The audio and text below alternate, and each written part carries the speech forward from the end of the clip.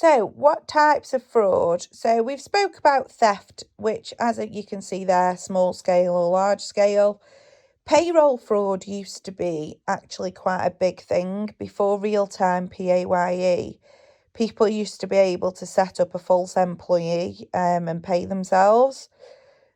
The other thing could be that you steal an asset. So, for example, when things weren't as trackable as they are now, people used to happen to have their laptops pinched, and obviously then they got a new one through work. False expense claims, so claiming for items of expenditure that you haven't actually made or you have made larger to be paid back. But the other thing there then is false accounting, which is obviously very, very apparent for us. And this is where you do something called window dressing. And window dressing is where you make your accounts look different to what they actually are. And it's called window dressing because a lot of the time you're making your accounts look better. So, for example, you might have your assets a lot larger than what they actually are, or you might have put revenue in there that isn't real. Think about this though, why would you do it? If you wanted to sell shares in your company, this makes your company look a lot better than it is. Or if you are the director, you are potentially going to be paid out a bigger bonus because the performance of the company looks better. It could also be that you don't use the accounting standards correctly. So, for example, if you think IAS 2, you could be valuing your inventory incorrectly. Misuse of pension funds. So, company, British Home Stores, that went bankrupt due to people misusing the pension funds and not showing it correctly in the accounts. So, people weren't aware of the real position of that company. So false accounting, or it can be known as window dressing.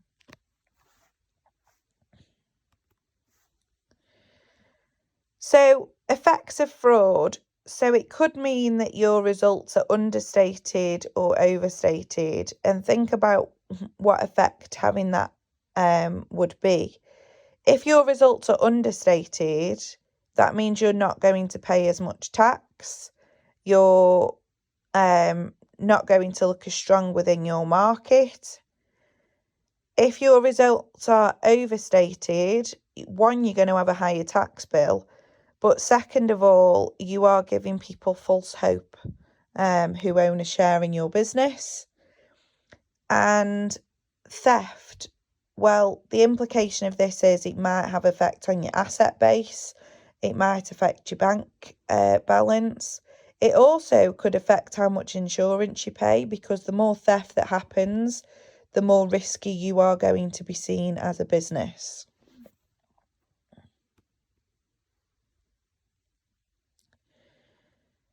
Okay, so how is fraud detected?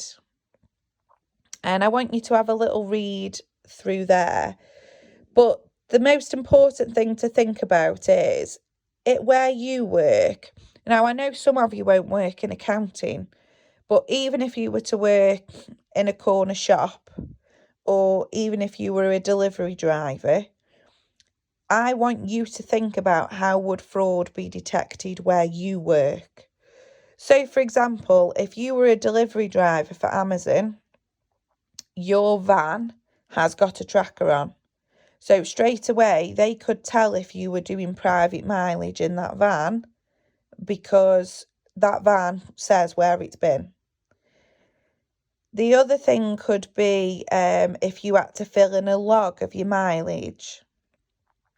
I know my friend delivers for Amazon from her own car, and she has to scan every parcel on her phone when she delivers it so they can see where she is at every point in time, because they will tell her what order she should deliver the parcels in. So they will have already pre-planned the route almost. If you work in a corner shop, how could fraud be detected? Well, stock takes, balancing the till, or even CCTV. So don't always think about this from an accounting point of view, because you've got lots of things there to read through. But think about this also from each part of the company. How could you detect fraud? So if you worked in the canteen, how could you detect fraud? Well, are you making unusual amounts of orders for certain types of food? Do you ever search people's bags? Are they taking tins of beans home with them? Does somebody different do the ordering? Does somebody different check the pantry? Think about your segregation of duties and also rotating the duties. So fraud can be detected in lots of ways. And then with accounting, we have got more complex ways. So audit, segregation of who does what does each department be responsible for, how would it affect the accounts? So try and think not about just the complicated things, but also about the more run-of-the-mill ones as well. And that runs on to what I've just said there. So the other thing there that I haven't mentioned is look out for problems. So do you have a member of staff that always seems to either be behind with their work, or do you have a member of staff or somebody in your department that seems to have a very big change in lifestyle all of a sudden?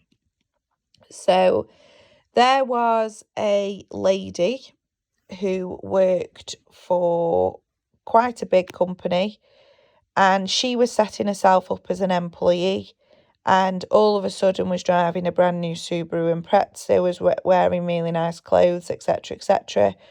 And she told people it was because she'd got a new partner who had lots of money.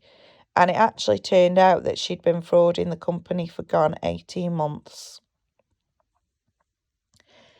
The other thing is to look out for managers' attitudes. So nobody can say that fraud can't happen in their department, because almost anywhere fraud could happen, even if it is as silly as one of you is in my classroom and you pinch my whiteboard pen. Technically, that is theft. You have committed fraud. I am now at a loss as a party. So look at the manager's attitudes, because there could be collusion as well.